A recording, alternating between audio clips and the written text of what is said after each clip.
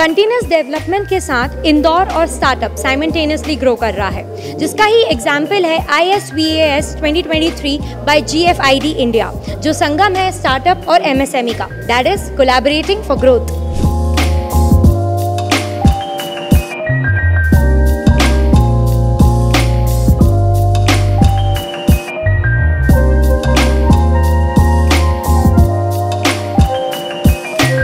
हमारे साथ है दीपक भंडारी सर, जिनसे हम जानेंगे इंदौर में बढ़ते स्टार्टअप और वो स्टार्टअप को इंदौर में कैसे देखते हैं। Hello sir, welcome to Indore talk.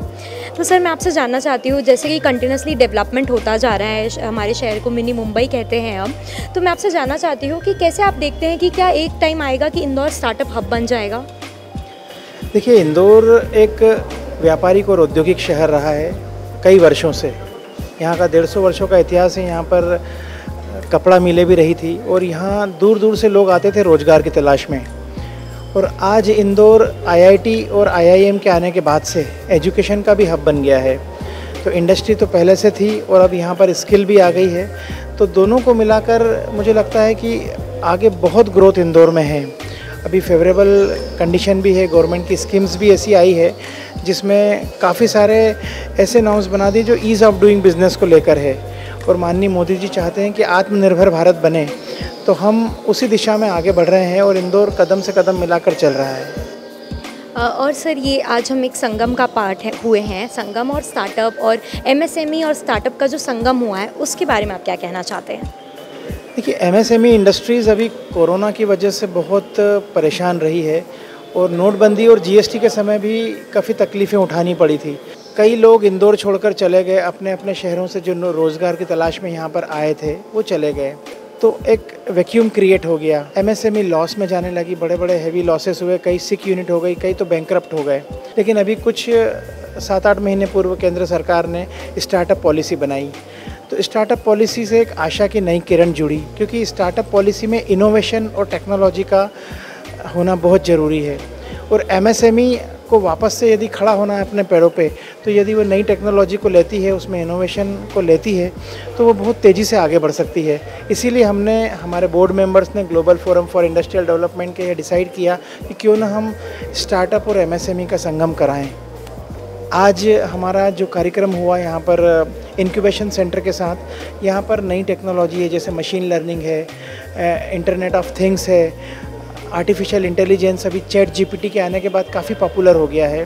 Global market है। अभी हमने यहाँ पर काफ़ी सारे लेक्चर्स भी किए, जिसमें इंपोर्ट एक्सपोर्ट पे, जिसमें ये टेक्नोलॉजी पे, जिसमें मार्केटिंग पे और जिसमें गवर्नमेंट असिस्टेंस पे। आज MSME से संबंधित भी काफ़ी उस पर चर्चा हुई और हम लोगों ने ऐसे स्पीकर्स बुलाए थे जिन्होंने बोला है। तो जो MSME और स्टार्टअप यदि मिल जाते हैं तो एक बहुत बड़ा मार्केट बना सकते हैं और रोज़गार भी बढ़ेंगे। स्टार्टअप ज़्यादातर नए बच्चों के हैं और यंगस्टर्स के हैं, जो कॉलेज से ड्रॉप आउट हैं या कॉलेज में पढ़ रहे हैं या जो ग्रेजुएट हो चुके हैं। और MSME जो 2 जनरेशन 3 जनरेशन से मैन्युफैक्चरिंग या सर्विस सेक्टर में है, हम उनको जोड़ने का काम कर रहे हैं। तो उसी कंसेप्ट पे ये संगम है। और 25, 26 और 27 अगस्त, जैसा कि आप देख रहे हैं, अभय प्रशाल में हम इस कार्यक्रम को करने जा रहे हैं। इसमें इंटरनेशनल स्टार्टअप, वेंचर कैपिटलिस्ट और एंजल इन्वेस्टर्स को हमने बुलाया है। तो उनका जो ISWAS जो नाम है, इसका शॉर्ट फॉर्म हमने रखा है और your startup will take off now. अभी G20 की मेज़बानी कर रहा है भारत, इस साल हमको मौका मिला है, तो इसीलिए हमने G20 में ही इसको शामिल किया है। और काफ़ी सारी चीज़ें हम इसमें कर रहे हैं, जिसमें स्पेशली पिचिंग का सेशन होगा। यंगस्टर्स जो बच्चे हैं, उनके कंसेप्ट हैं वो सुने जाएंगे। उसके बाद इंडस्ट्रीज़ की समस्याओं को सुना जाएगा कि आपको क्या तकलीफ़ें हैं, और फिर आपस में इनका गठजोड़ किया जाएगा। इसमें गवर्नमेंट डिपार्टमेंट भी हमारे साथ हैं, बैंक्स भी हमारे साथ हैं, वेंचर कैपिटलिस्ट हैं, एंजल इन्वेस्टर्स हैं, विदेशी बायर भी हमारे साथ हैं। अभी थोड़े दिनों पहले ग्लोबल समिट यहाँ पर हुई थी, उसके साथ प्रवासी भारतीय दिवस हुआ था। तो हम प्रवासी भारतीयों को भी, जो कि फ्रेंड्स ऑफ MP हैं, यहाँ इंदौर में उद्योग लगाने के लिए आमंत्रित करना चाहते हैं और ज़्यादा से ज़्यादा इन्वेस्टमेंट मध्य प्रदेश में लाना चाहते हैं, जिससे रोज़गार भी बढ़ेंगे और कारोबार भी बढ़ेंगे। हमारे साथ है अलंकार सर, जिनसे हम जानेंगे कि स्टार्टअप में और फाइनेंस में क्या सिमिलैरिटी है, क्या कनेक्शन है। Hello sir, welcome to Indore talk. तो सर, जैसे कि आप फाइनेंस को प्रमोट करते हैं, आप फाइनेंस से जुड़े हुए हैं, इस फील्ड से जुड़े हुए हैं, और बात आती है स्टार्टअप की। स्टार्टअप के लिए शुरुआत करने के लिए सबसे ज़रूरी होता है फाइनेंस। तो मैं आपको जानना चाहती हूँ कितना एक दूसरे के लिए वो दोनों इंपॉर्टेंट है। देखिए, बिजनेस और फाइनेंस एक दूसरे के पूरक हैं। तो अगर हम कहें कि जैसे कि बिजनेस अगर किसी को स्टार्ट करना है तो सबसे प्राइमरी नीड होती है विथ आइडिया मनी। तो money is important for this, और हम इस इवेंट के थ्रू लोगों को मनी के लिए सपोर्ट के लिए एंजल इन्वेस्टर और वेंचर कैपिटलिस्ट का सपोर्ट देना चाह रहे हैं। इसके साथ बैंकिंग की भी कई पॉलिसीज़ होती हैं जो कि स्टार्टअप्स को मालूम नहीं है। स्टार्टअप्स में लोगों का सिर्फ ये सोचना रहता है कि सिर्फ आपको वेंचर कैपिटल से ही सपोर्ट मिलेगा, बट ऐसा नहीं है। अगर आपका आइडिया अच्छा है और आप एक न्यू बिजनेस स्टार्ट करें तो आपको बैंक भी सपोर्ट करती है। गवर्नमेंट ऑफ इंडिया की बहुत सारी स्कीम है, जैसे CGT MSC स्कीम कहते हैं, जिसमें विदाउट सिक्योरिटी लोन मिलता है। वुमेन एंटरप्रेन्योर में आपको 1 करोड़ तक का लोन विदाउट एनी सिक्योरिटी मिल सकता है।